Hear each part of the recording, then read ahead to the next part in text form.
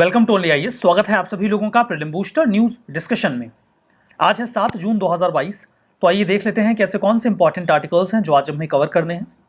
हमारा first article दुनिया के पहले फिशिंग कैट सेंसस के बारे में है, जिसे अभी हाल ही में चिल्का लेक में कंडक्ट किया गया। चिल्का लेक जो कि एशिया का सबसे बड़ा ब्रैकिश वाटर लगून भी है। इस सेंसस में ये पाया गया कि वहाँ पर 176 फिशिंग कैट्स प्रेजेंट हैं।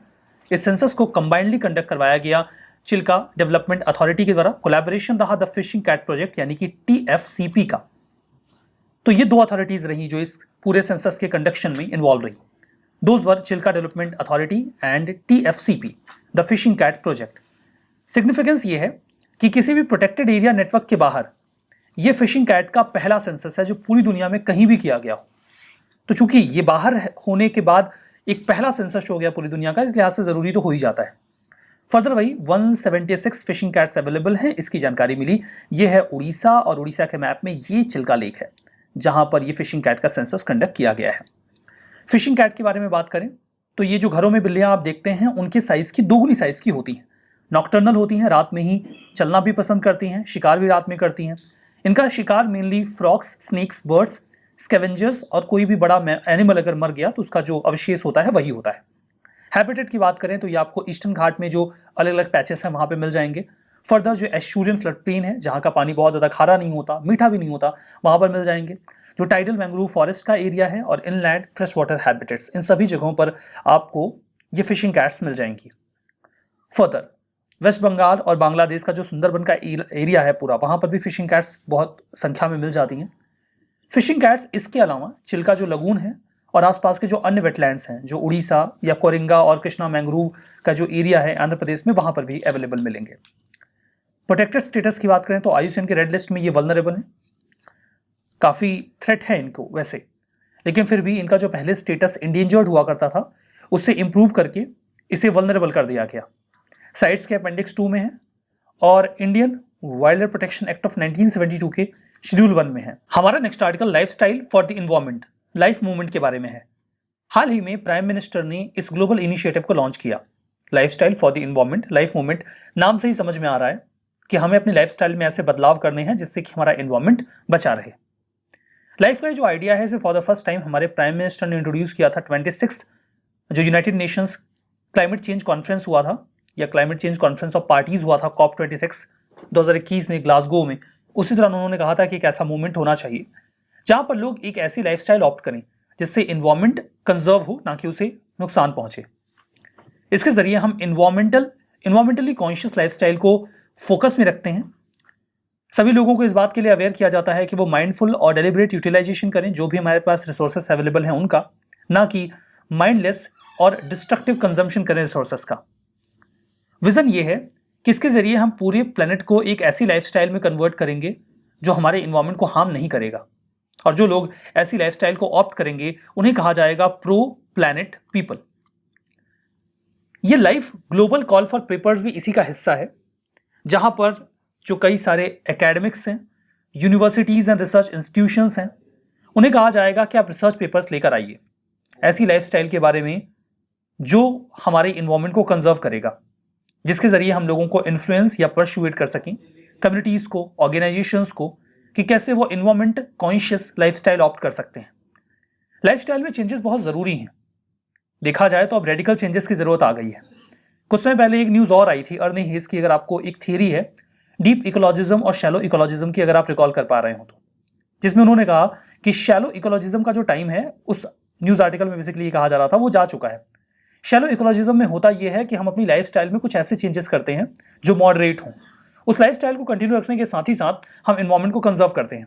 जबकि जो डीप इकोलॉजिज्म है वो ये कहता है कि हमें ऐसे बदलाव करने होंगे जो रेडिकल हों, क्योंकि जो हल्के फुल्के बदलाव हैं वो हमारे इन्वायरमेंट को बचा नहीं पाएंगे। अब रेडिकल चेंजेस करके ही हम इन्वायरमेंट को कंजर्व कर पाएंगे। तो इन्वायरमेंट को लेकर जो लोगों की लाइफस्टाइल है उसे सेंटर में रख के बहुत सारी बातें शुरू हो गई हैं, जहां पे अर्नी हिस की जो थियरीज रही, डीप इकोलॉजिज्म और शैलो इकोलॉजिज्म, उसे भी हाईलाइट किया गया।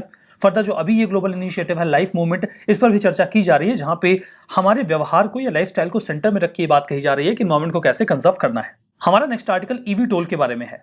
यूनियन सिविल एविएशन मिनिस्टर ने अभी हाल ही में ये कहा कि सरकार उन पॉसिबिलिटीज को एक्सप्लोर कर रही है जहां पर हम दुनिया भर में जो ईवीटोल मैन्युफैक्चरर्स हैं उनको इनवाइट करेंगे और कहेंगे आप आइए भारत में अपनी यूनिट्स लगाइए और ईवीटोल का मैन्युफैक्चर स्टार्ट करिए।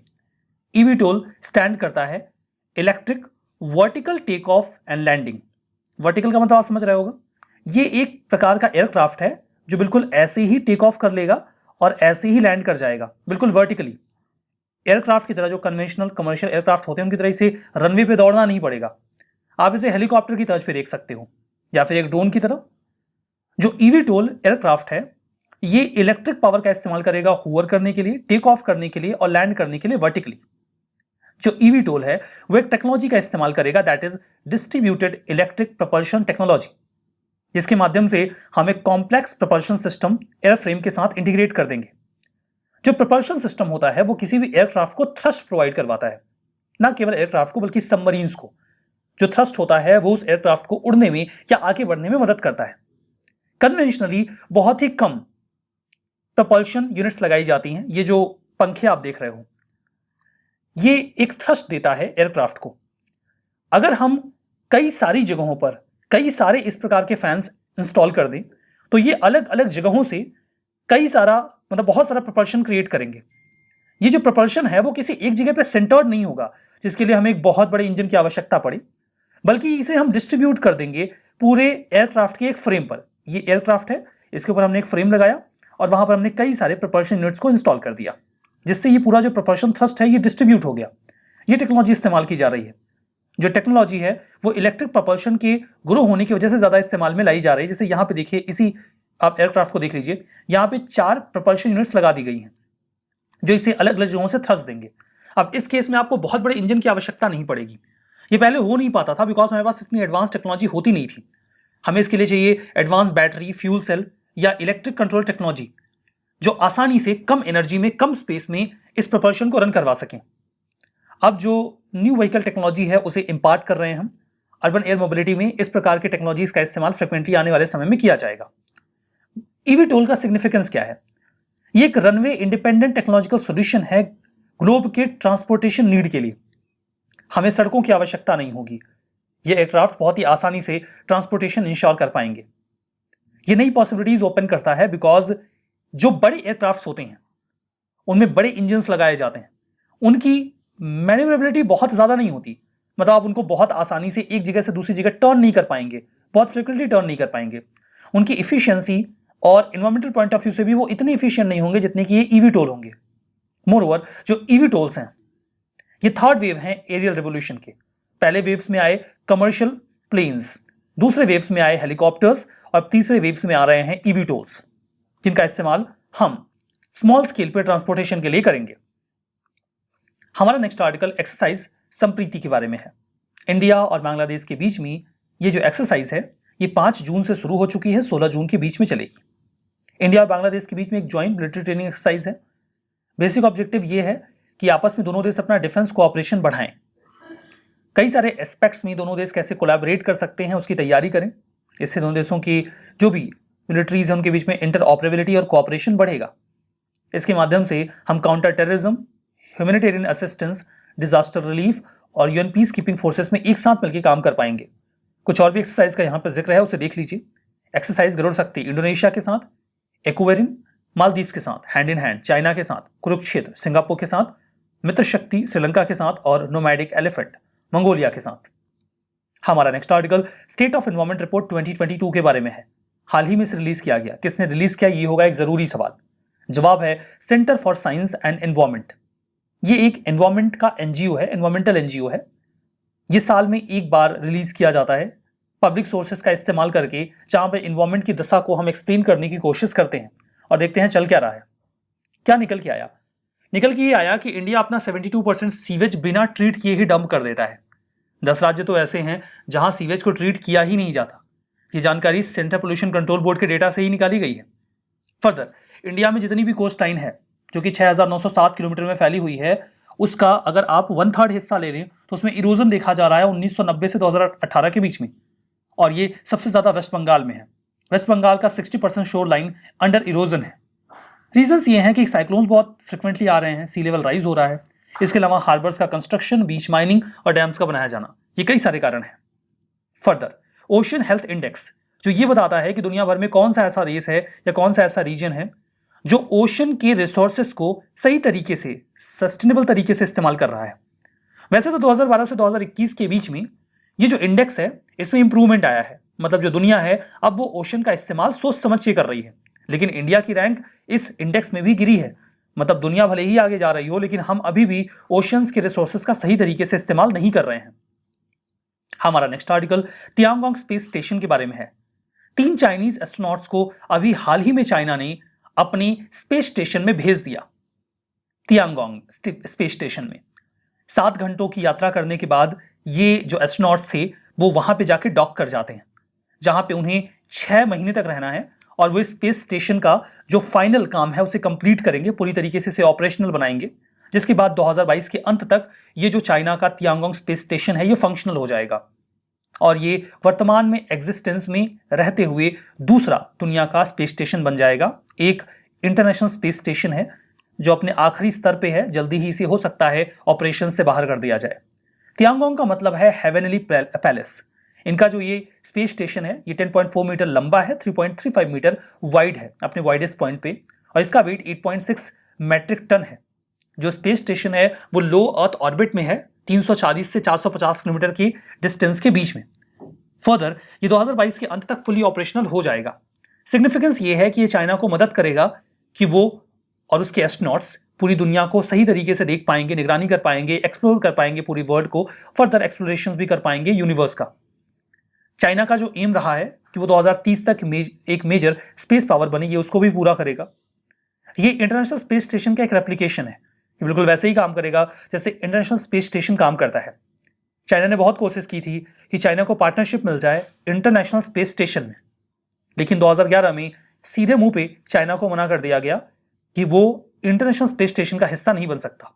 उसके बाद से ही चाइना इस जद्दोजहद में लग गया कि वो अपना खुद का स्पेस स्टेशन बनाएगा, जो अब तैयार भी हो गया है। इंडिया भी ये जो स्पेस स्टेशन है, इंटरनेशनल स्पेस स्टेशन, उसका हिस्सा नहीं है और इंडिया खुद भी प्लान कर रहा है कि हमारे पास अपना खुद का स्पेस स्टेशन होना चाहिए जैसे चाइना के पास है। लेकिन हमारे लिए ये बात अभी भी बहुत दूर है। दुनिया के कुछ और स्पेस स्टेशन जो प्लान्ड हैं, चाइना ने तो अपना लगभग कंप्लीट कर दिया। इसके अलावा है लूनर गेटवे, जहां पे जब ये इंटरनेशनल स्पेस स्टेशन फंक्शनल नहीं रह जाएगा तो इसी के 4 पार्टनर्स बाहर निकलेंगे, NASA, ESA European space agency, JAXA Japan aerospace exploration agency और सीएसए कैनेडियन स्पेस एजेंसी। ये सभी मिलकर एक नया स्पेस स्टेशन बनाएंगे जो लो अर्थ ऑर्बिट से ऊपर होगा और ये जो स्पेस स्टेशन है ये अर्थ को नहीं बल्कि मून को ऑर्बिट करेगा। इस प्रकार का ये पहला स्पेस स्टेशन बनेगा जो वर्तमान के स्पेस स्टेशन से ज्यादा एडवांस होगा। इसके अलावा रशियन ऑर्बिटल सर्विस स्टेशन, ये भी 2025 तक अपना काम शुरू करने वाले हैं कि अपना खुद का स्पेस स्टेशन बनाएंगे। इनका काम 2025 से स्टार्ट होगा। इसके अलावा स्टार लैब को बनाने की तैयारी चल रही है नैनो रैक्स के द्वारा। ये एक अमेरिका की प्राइवेट स्पेस कंपनी है जो कमर्शियल स्पेस एक्टिविटीज के लिए स्पेस स्टेशन तैयार करेगी लो अर्थ ऑर्बिट में। ये प्लान है। इसके अलावा इंडिया ने अपना खुद का स्पेस स्टेशन बनाने का प्लान किया है। इंडिया का प्लान यह है कि हम 20 टन का एक स्पेस स्टेशन गगनयान मिशन के बाद डिप्लॉय करेंगे, इंडियन ह्यूमन स्पेस फ्लाइट जो प्रोग्राम है उसके बाद, और ये काम शुरू होने के 5 से 7 साल बाद तैयार हो जाएगा। हमारे पास अभी भी कोई स्पेसिफिक डेडलाइन नहीं है, मतलब इस दिशा में हम अभी भी बहुत पीछे हैं। हमारा नेक्स्ट आर्टिकल स्टैगफ्लेशन के बारे में है। दुनिया भर के अथॉरिटीज और सेंट्रल बैंकर्स ये एक्सप्लोर कर रहे हैं कि दुनिया जल्दी ही स्टैगफ्लेशन फेस करेगी, जहां पे ग्रोथ लो होगी, अनएम्प्लॉयमेंट हाई होगा, इन्फ्लेशन भी हाई होगा। इस लिहाज से इसे स्टैगफ्लेशन कहा जाएगा। स्टैगफ्लेशन ये जो शब्दावली है इसे 1965 में यूनाइटेड किंगडम के कंजर्वेटिव पार्टी के मेंबर ऑफ पार्लियामेंट ने कॉइन किया था। नाम था लेन मैकलियॉड। स्टैगफ्लेशन एक ऐसी सिचुएशन होती है जहां पे प्राइसेस तेजी से बढ़ते हैं और फर्दर इकोनॉमिक ग्रोथ भी डाउन जाती है। ये 4 सिचुएशंस यहां पे दिखाई गई हैं जहां पे स्टैगफ्लेशन को आप अच्छे से समझ सकते हो। जीडीपी नीचे जाती है और डिमांड भी नीचे चली जाती है, अनएम्प्लॉयमेंट बढ़ता है, बेरोजगारी बढ़ती है और महंगाई भी बढ़ती है। स्टैगफ्लेशन इस लिहाज से बहुत ज्यादा खतरनाक हो जाता है क्योंकि अगर ग्रोथ नीचे जा रही है तो ग्रोथ को बढ़ाने के लिए आपको करना होगा इन्वेस्टमेंट, या फिर डिमांड गिर रही है तो डिमांड को बढ़ाने के लिए आपको मार्केट में मनी फ्लो बढ़ाना होगा। इन जनरल क्या होता है, जब डिमांड बढ़ती है तब इन्फ्लेशन आता है, लेकिन यहां क्या हो रहा है, जब डिमांड गिर रही है तब इन्फ्लेशन आ रहा है। जब डिमांड बढ़ी हो और तब इन्फ्लेशन आ रहा हो तो इसे कंट्रोल करना आसान होता है because of money supply withdraw कर लेते हो। लेकिन डिमांड गिर रही है और फिर भी इन्फ्लेशन आ रहा है, ऑपोजिट कंडीशन है, इसमें आप करोगे क्या? इन दैट केस आप मार्केट से पैसे और नहीं निकाल सकते, क्योंकि अगर आप और निकालोगे तो डिमांड और गिर जाएगी, और डिमांड तो ऑलरेडी गिर रही है, आपकी ग्रोथ भी डाउन जा रही है। तो गिरती हुई ग्रोथ और गिरती हुई डिमांड से लड़ने के लिए आवश्यकता क्या होती है कि अब मार्केट में मनी सप्लाई को बढ़ाओ, और जैसे ही आप मार्केट में मनी सप्लाई को बढ़ाओगे इन्फ्लेशन और ज्यादा बढ़ जाएगा और भी ज्यादा ग्रेव हो जाएगा।